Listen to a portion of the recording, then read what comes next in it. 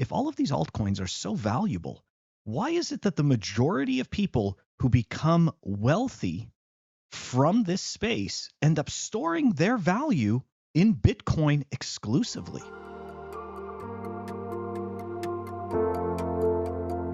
Welcome back, everyone. I thought that this would be a good change of pace. Oftentimes during the clips, we're usually dismantling some ridiculous central banker garbage or some shitcoin FUD.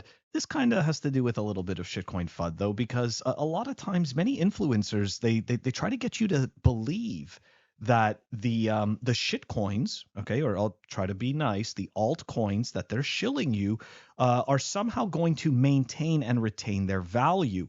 And so what you should do, according to them, is store your value in that shitcoin. But what's really strange is that the majority of these people, they're not storing their value in that shitcoin at all. So why is it good for you and not good for them?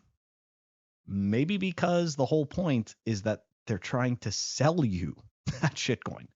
Anyways, a very interesting article here out of Being Crypto, and let's dive into it. Half of the world's crypto millionaires hold fortunes in Bitcoin. According to a recent report by Henley and Partners, a leading international wealth and investment migration specialist, nearly half of the world's 88,000 crypto millionaires hold their fortunes in Bitcoin. The Crypto Wealth Report, a first of its kind, provides exclusive insights into the wealth of crypto investors. It reveals that of the 182 crypto centimillionaires, individuals with crypto holdings of 100 million or more, 78 are Bitcoin investors. Moreover, 6 of the world's 22 crypto billionaires have amassed their fortune from trading Bitcoin. And of course, I don't advocate for trading. So I'm just putting that out there. I'm reading the article, but I do not advocate for trading, because most likely you will get wrecked, okay? Because you're trading against the algorithms that are faster than you, the people that are more experienced than you. Most likely, unfortunately, you're just not going to make it. But hey, to each their own, right? To each their own. I'm just not advocating for it. The global market value of crypto stands at an astounding $1.18 trillion. This demonstrates the significant financial impact of this digital asset class, with 425 million individuals worldwide owning cryptocurrencies. It's clear this isn't a passing trend, but a seismic shift in investment behavior. And guys, I mean, if you didn't understand the signal in there, okay, the market value at 1.18 trillion, this is definitely not going anywhere. And this is what we've been showing on Pleb Underground with the seemingly slow institutions that are coming to Bitcoin. And of course, like people sit there and always complain and say, well, we're supposed to be standing up against this system and this and that. And yes, we are. Now, one of the best ways that we win is that all of that current fiat system essentially converts itself into Bitcoin. That is a win, right? Like, it's not that we don't want these players to the game, it's that we want these people entering the arena where the rules are the same for all of us. Whereas right now in fiat, the rules are not the same for all of us.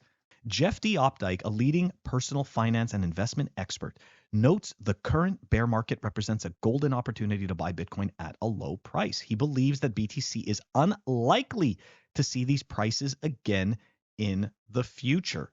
And just to make a note on that, I've said this many times before, and I can't stress this enough, okay? In the last cycle, when BTC, we're talking about before it had gone up to the 69K, the previous cycle before that, the bull run from 2017, 2018. Once that bull run was over, many market quote unquote experts and traders, seasoned traders, were calling for BTC at 1700. They were saying that Bitcoin was going to go to 1700. It was almost inevitable. Okay, and this is when BTC had crossed below 4K. And let me tell you something, the people that waited for 1700, they're wrecked right now. Okay, they never got that number.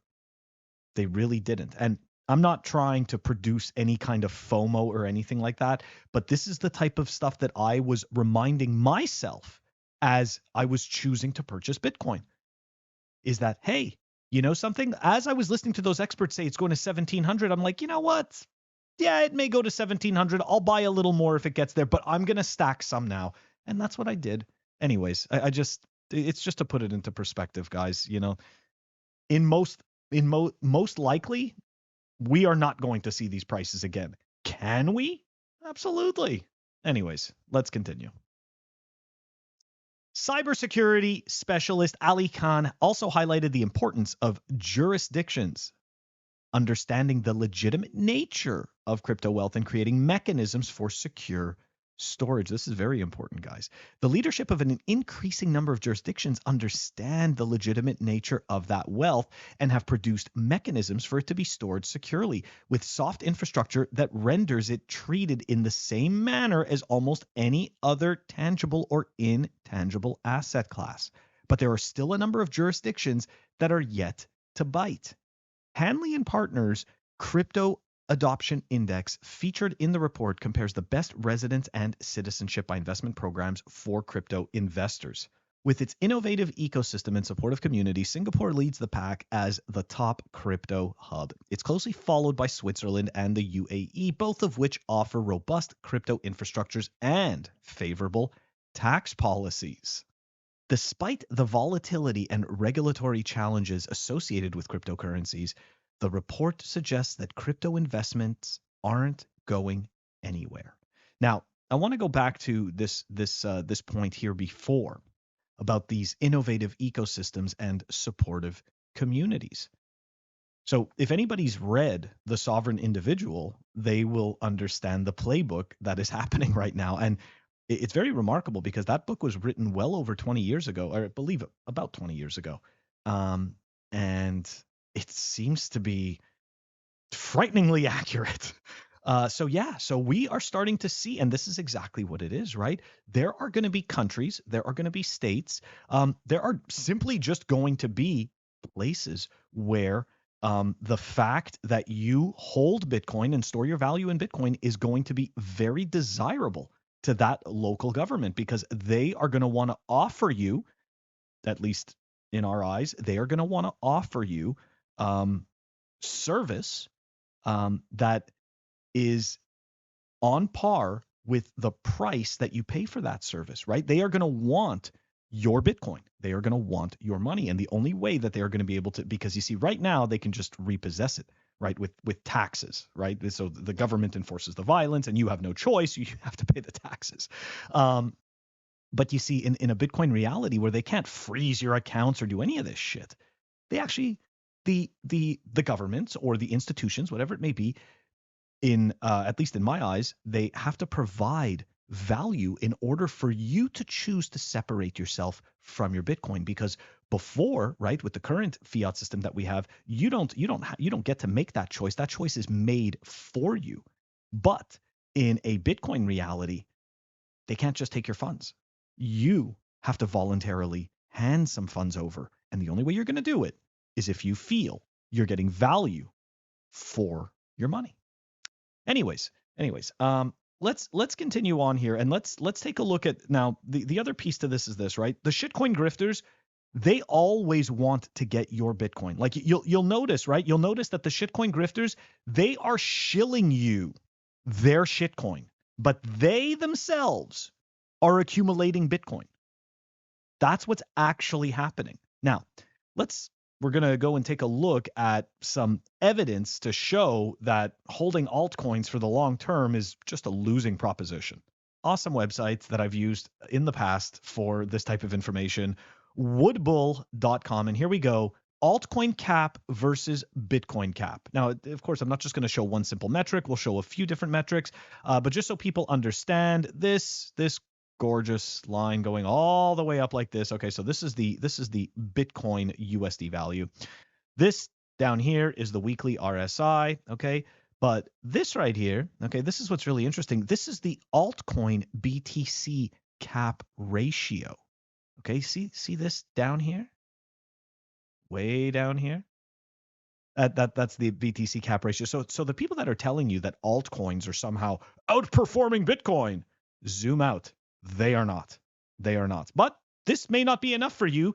You may still feel compelled. Okay, let's continue. Let's take a look at Wallet Investor, and here we go. This is a comparison. Okay, this is BTC versus altcoin comparison. All right, just a simple comparison between the two.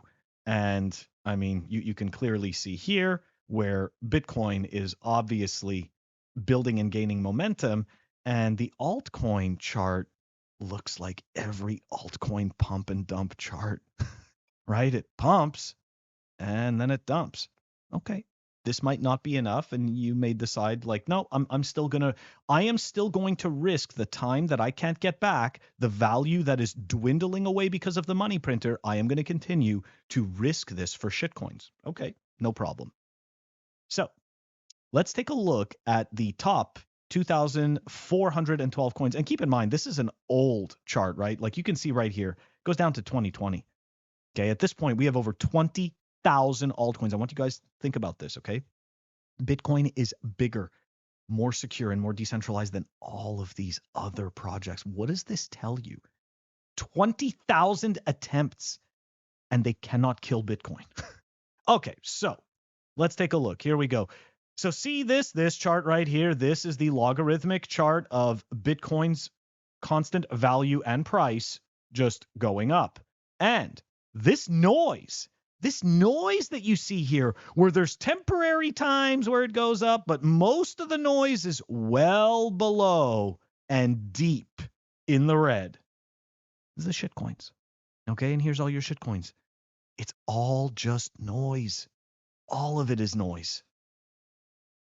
So guys, the reality is that these people that are shilling you shitcoins, they are storing their value in Bitcoin. Do not become their exit liquidity. Okay? Don't do it. It's not worth it. And I understand, some people sit there and they think, oh, but I'm making USD on this. I understand that you may think that you're making USD, but what you're not realizing is this, right? You trade your shitcoin, you get some USD, and that USD is immediately losing its purchasing power. Okay, that's what's happening. And then of course, some people sit there and they think to themselves, oh, well, you know what? I'll just store it all in Bitcoin. Do yourselves a favor. Just buy the Bitcoin. Don't waste your time trying to risk in these low liquidity traps. Okay, there's a very small number of people that do very, very well with altcoins. And it's not by coincidence. Okay, it's not by coincidence. This is done on purpose, right? Because think about it. If I could just show you one or two people that, they quote unquote change their lives, you're going to sit there and you're going to say, I can do it too. And now all of a sudden they're going to get your money. So don't even waste your time. What you need to do is store your value in the truest, the actual decentralized ledger that cannot be censored by the government. Bitcoin. All right, guys, that was our clip for today. Like, subscribe, help our channel grow, and I will catch you all tomorrow.